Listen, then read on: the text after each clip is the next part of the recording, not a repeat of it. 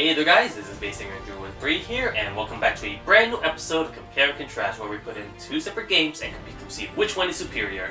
In this week's episode, we are comparing Ninja Gaiden 3 and Ninja Gaiden 3 Razor's Edge. One is a vanilla version that was released on launch day, and another is a supposedly improved combat system with more content. So, which one is better?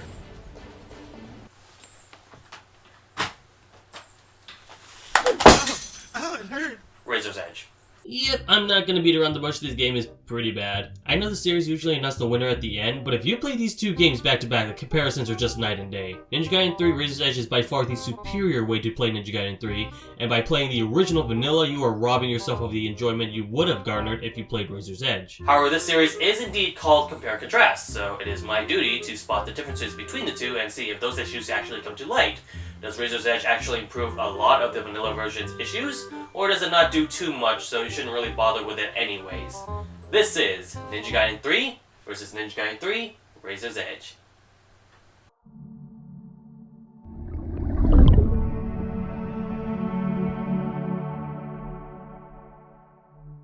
London is in danger, and under the guidelines of the government officials Mizuki McLeod and Nishigami, they ask Ryu Hayabusa to help out with the operation. The mission is to rescue the Prime Minister of London and arrest its perpetrators. Speaking of whom, they also have some sort of interest with Ryu as well. With no other choice, Ryu heads out and investigates as the mysterious masked assailant straight up kills the Prime Minister during the investigation. Isn't that like two games that showcase high authority being slaughtered all of a sudden? What the hell? What's with these coincidences? We face up against him, and despite actually beating his ass in the boss battle, Ryu's arm is infected with a curse called the Murder's Grip, where Ryu is forced to be a non-stop killing machine in order to survive, thanks to it being infused with his dragon sword. Missiles invade the city, but Ryu escapes alive. After being transported back safely into headquarters, we are met with Cliff, Mizuki's brother-in-law, and Kana, Mizuki's adopted daughter and Cliff's uncle-in-law. This is some extreme levels of bring your daughter to work day, what the hell? Okay, class, it's time for career day. Kana, what does your mother do? She kills people!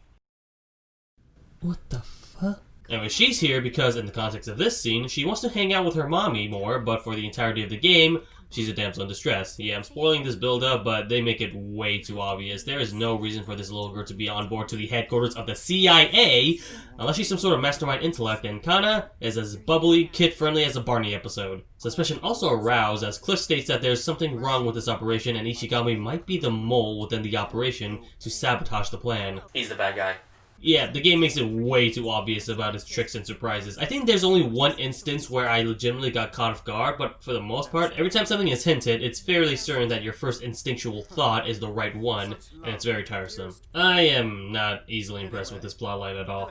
We're off to the desert. As Ayane appears amidst with a desert wind, we're able to get a replacement sword thanks to Hayate, another ninja from the ninja clan, alongside a new bow and arrow for projectile use. We encounter the masked man, once again exemplifying the curse held within Ryu's arm and amplifying it. And then a helicopter attacks us. We destroy it, and I feel as though this chapter was a complete waste of time. We're off to a jungle in order to infiltrate the enemy base, and upon entry, we see as though the bad guys are planning to use DNA cloning to their advantage, and as proof, they recreated a T-Rex for Ryu to fight. Afterwards, they have taken Mizuki hostage as they ask Ryu to surrender or dies, but they forgot one important thing, and that's the fact that he's a damn ninja. No duh he could kill them and free Mizuki. Jesus, what a bunch of dumbasses. But what makes this even more dumbfounding is that Mizuki actually betrays Ryu and tranquilizes him. Oh, I get it. It's a callback from the NES Ninja Gaiden game. Get it? Get it? See, it's because of how similar it is with the tranquilizer.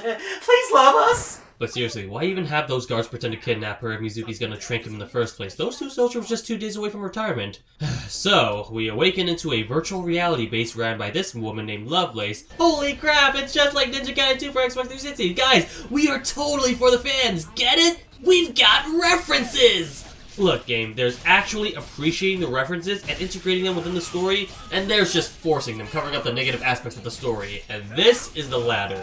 We escape, we rescue Kana, rescue Mizuki, and face off the bad guy who kills the bad woman, defeat her, and we escape alongside Kana and Mizuki. During our escape, we got captured, this time during the CIA, as what we did was against regulations despite our good intentions. So Ryu gets deported back to the village, and Kana, Mizuki, and Cliff depart their own ways. While on our way back to the village, we collapsed, but thankfully a little kid named Sanji found us and led Ryu to safety. Our arm is still messed up, but thanks to Momiji's magic, we were able to subdue the urge to kill for a limited time. But in other matters at hand, the evil witch from the Black Spider clan seems to be the talk of the town and haunting the village, so it is up to Ryu and Momiji to take care of her, and we do so with haste. Joe Hayabusa, Ryu's father, explains that in order to get rid of the curse coming out of his arm, he must force it out from the original curse maker, so we had to head back to the base in order to chase after the masked man once again. However, of course, since we are still under suspicion of the LOA, we need to do this incognito style. This time we are accompanied by Cliff because he wants to be the hero of the story, while Mizuki gets to guard Kana. Before we leave, Kana gives us an origami ninja star that she made in order to commemorate our friendship. Throughout the Antarctic adventure, we stumble across the underground hidden facility, only to find out that Cliff, surprise,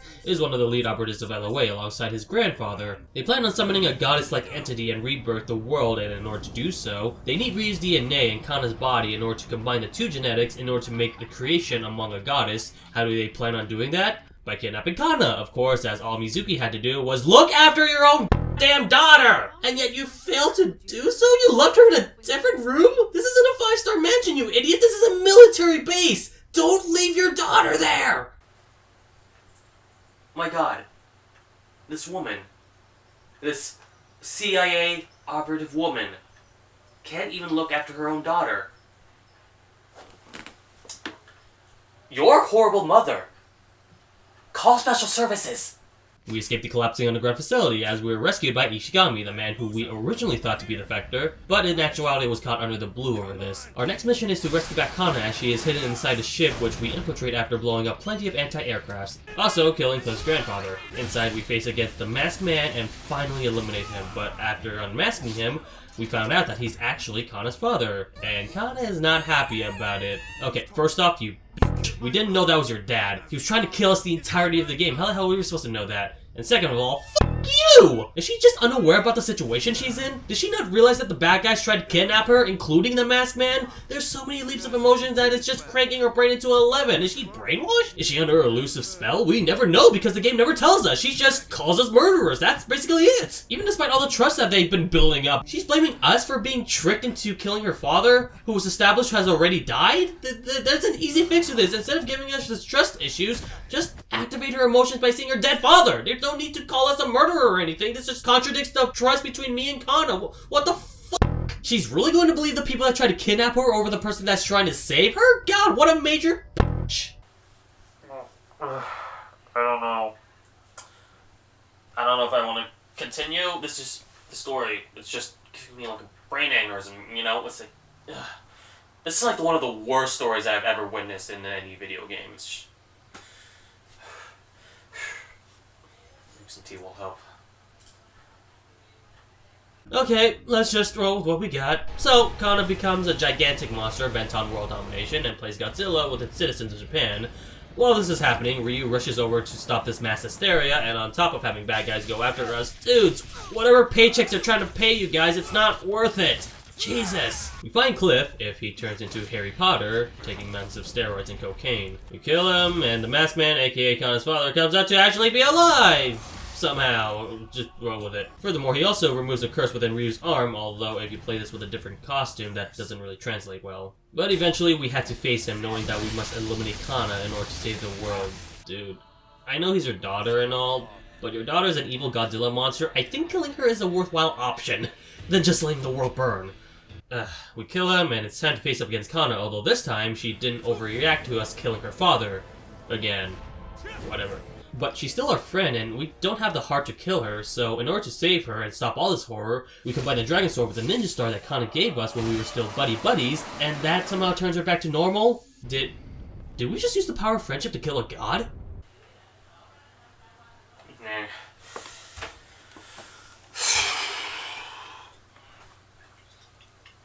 Thus, we get a happy ending as I guess Kana forgives us and we look over Kana and Mizuki to protect them for the future. Okay, so the plotline of Ryu's arm being infused with dark magic, pretty original, I guess. I like the idea that Ryu has such a dire situation at his hands and it makes it more of a tragic hero than an actual hero. But it never really developed anywhere other than, oh right, I got a demon arm, maybe I should take a look at it, and it never does until the very end of the game. He just fixes it up because the bad guy is actually a good guy all along, I guess. The storyline in itself is overall too predictable, and by the end of the game, I didn't really care about anyone except for my own character. Ryu and Kana is cute and all, and I will admit it's pretty endearing every time they interact with one another, but Kana fundamentally is nothing more than a stereotypical damsel in distress, and there's no reason for it. Mizuki is a dumbass for letting her daughter at work, and she should know better knowing Cliff has some sort of ulterior motive for, I don't know, bringing her daughter to work? Hire a damn babysitter, take her to a daycare, why bring her to a military base? It just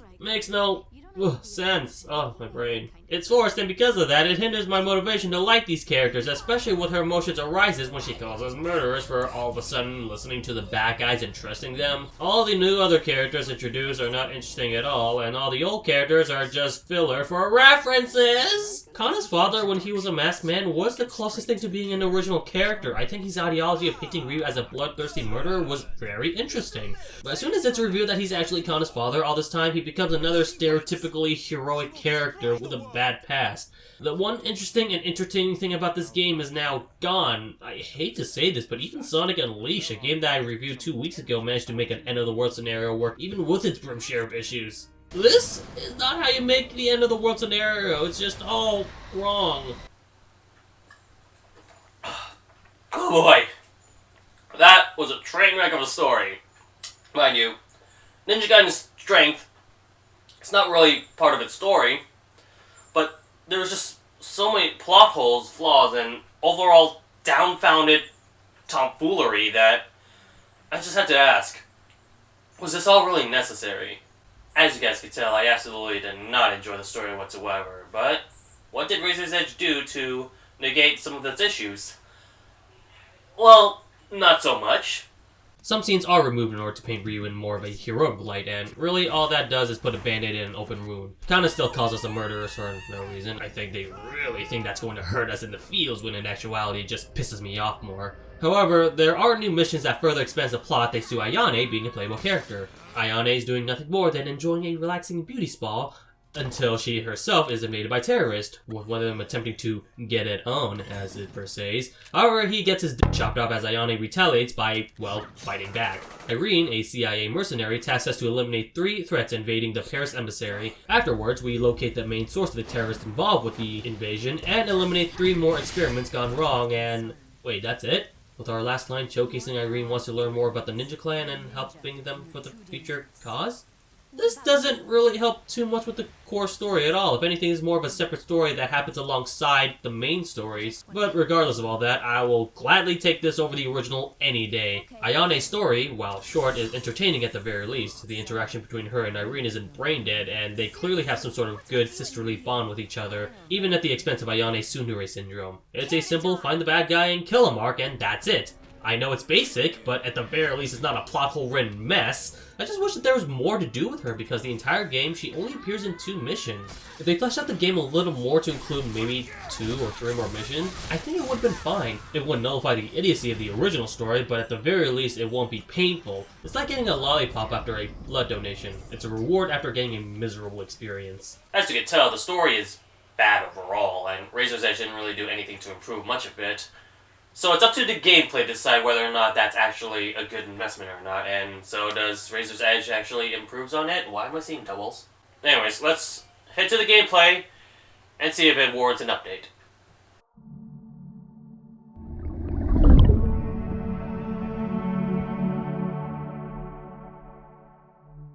Alright, well, we can't play the game without going into the main menu, so let's start off the game. What the f*** is this? Why is everything sideways? This absolutely doesn't make any sense. Left doesn't even make you go left. You go down to go left. What? Who the hell designed this main menu? Please tell me they improved it in Razor's... Oh, thank God. Now, looking at these 2 games side by side, you think that there's not really much of a difference, but oh boy, you'd be wrong. Okay, yeah, they essentially use the same game engine for both games, but Razor's Edge adds a lot more content towards your character's arsenal. That makes playing through the game much more fun. Both games include 2 attack buttons, with a projectile attack using ninja stars, another projectile attack using your bows and arrows, a jump, and a dodge. This game has no targeting feature, but with the amount of enemies on screen, I don't think that's much of an issue. But for the original version, exclusively, what is an issue is the heavy button. It's practically useless. Previous Ninja Gaiden games have dismemberment and limbs falling off, and this was a great indication of when you can finish off your enemies, but here they remove the dismemberment, and furthermore, the light attack does more damage with precision and speed. I never use the heavy attack unless it's for a stealth kill or a quick time event. The same thing goes for the shurikens as well, they're really useless. Now bows and arrows on the other hand, they're absolutely broken for nearly every enemy. One shot, one kill. Speaking of the enemies, the majority of these enemies are just soldiers with guns and knives. There's a fair lack of enemy diversity. They do add some slowly over time, but you barely get to fight any of them until the final chapter. For 90% of the game, it's dudes and guns with swords, and no, these ninja enemies play exactly the same as the terrorists with the same suicide bomber move as well. There is no upgrade system, and you get all your weapons from the very beginning, so at the very least you get to use them immediately. But this brings up another issue I have with this game, and that is it's super easy. I didn't get to play hard mode, so maybe it gets harder from there, but normal mode is a monotonous button masher. The square button is the only thing you'll ever need in order to kill the enemies. And if you want more of an easy time fending yourself off, you can just literally run away. You don't even need to fight the enemies, you can just completely skip them and head to the next area. There are some moments where you are walled up and you can't progress until you eliminate all the enemies, but this baffles me. What kind of game lets you skip the enemies in the linear hack and slash game? Also, you want even more annoyance? I don't want to die! I don't want to die! I don't want to die! I don't want to die! I don't want to die! I don't want to die! Hope you enjoy listening to the same voice clip over and over again. Not to say Razor's Edge has its fair shares of issues as well. They do at the very least nullify the annoying clicking sounds, although there is this one instance where it does happen, however it doesn't stay for too long. Other than that, I hope you found those removals worth it as instead of I don't want to die! the enemies now scream. Fuck you! Fuck you! Fuck you! Fuck you! Fuck you! Sheesh, if you guys want to free you so badly, why don't you just search them up in a source filmmaking porn? Another negative I unfortunately have to state is the amount of frame rate issues I've seen. Good lord, if you thought Sonic Unleashed for PS3 was bad, you have not seen Ninja Gaiden 3 Razor's Edge on Wii U. As much as I enjoyed this version more, this was an issue I kept encountering throughout Ryu's story, throughout the entirety of the game. And I know for a fact it's not the Wii U's limitation at all. The Ionic stages plays flawlessly in 60 frames per second, and if this has to do with Ryu's character model coding or whatever, these extra missions where you fight in this virtual simulation and these story moments where Ryu tries to fight off against his demons also play in a flawless 60 frames per second manner. There's one moment where it did dip below, but other than that, the Ionic stages, evil stages, and extra stages were optimized very well for the Wii U's hardware, whereas the vanilla stages were just straight up ports with no polishing whatsoever. And to be fair, I heard that the Wii U version is not exactly the only version that has this issue too.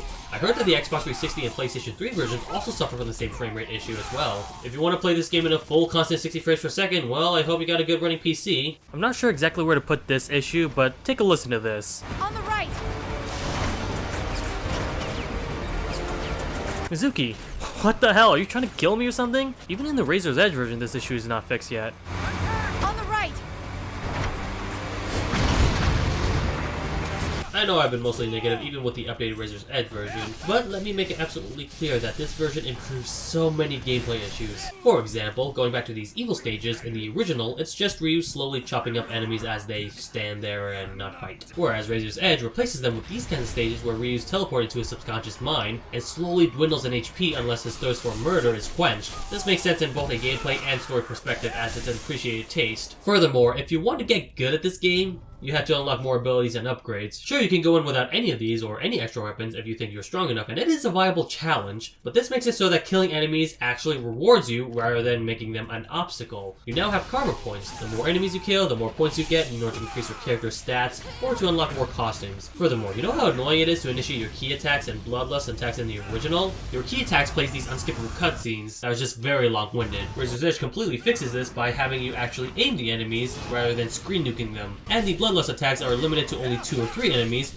rather than the 5 and 7 enemies, and if you miss, well, tough shit, you f***ed up, and that's your punishment. This game makes it a lot more challenging and more punishing if you fail, whereas with the original version, you just button mash and still win regardless of what you did. Also, dismemberment in the Razor's Edge version is back, making the triangle, or I guess in this case the X button, a lot more of a viable kill move. If your enemy is missing any limbs, press the heavy button on them, and they will instantly die. No need to limit yourself to one button here. These dismemberments, God, they are so satisfying to pull off. It doesn't matter how many times I do it, it is always a welcome addition. You may notice the female characters during the gameplay section. Well, that's because Razor's Edge allows you to play as a total of 4 characters. Ryu, Hayabusa, and Ayane are playable in story mode, while Momiji and Kasumi can also be played during chapter select. By the way, no chapter select in the vanilla version, so if you want to play through the game but only go for a specific chapter, you have to start a new save file. But if you go with Razor's Edge, as long as you've beaten the chapter, all of them are available to play with any character. You can even play Ayane stages with Ryu and Ryu stages with Ayane. The only difference is that there's no evil stages when you play any of the female protagonists, which is not that big of an issue.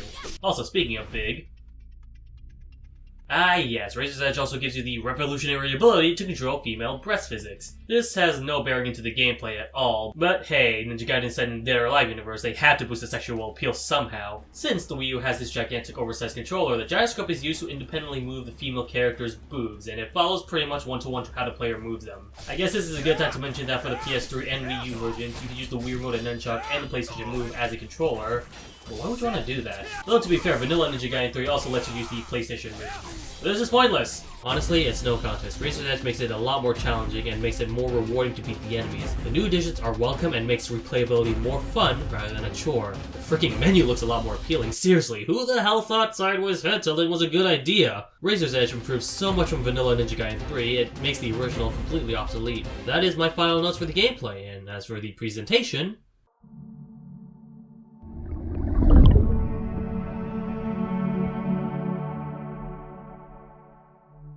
yeah, there's barely any difference. Everything from character models, UI, and stage layouts are pretty much the exact same. I'm gonna stop. That's pretty much it for Ninja Gaiden 3 versus Razor's Edge. I'm sorry if I'm awfully negative throughout this review, though, but you have to understand how absolutely horrible Ninja Gaiden 3 was. Plus, I hope you guys also realize that most of my performances is overly exaggerated. Well, except for being drunk, maybe. This is actually the first time I've drank beer on set. Ugh. I don't know if I should do this again. I think this is a very bad idea, and I should not drunken up, even for comedy. Do that. I don't know. You guys decide. Leave your thoughts in the comment section down below if you guys think I should be drunk more. If you think this is a good persona type that I should... what is this? Angry Orchid. Yeah, okay. I could be like the angry video game... the angry orchid version of the angry video game nerd. Something, I don't know.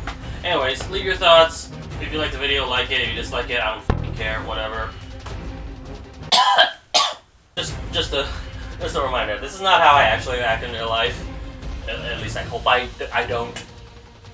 I'm reading the script. I'm reading the damn script over here. It's just... my brain. Yes. I'm seeing colors. I'm seeing doubles. Anyways, I upload Compare and Contrast every Wednesdays. Hopefully I'll sober up by next week. Don't worry. Next week is going to be a lot less painful comparing these two games. That is still annoying. What the hell? Why is this thing still... Can I fix you? There we go. There we go. That's how you fix things. Her. She's an angel. What the fuck am I saying? I'm just gonna end this video right now.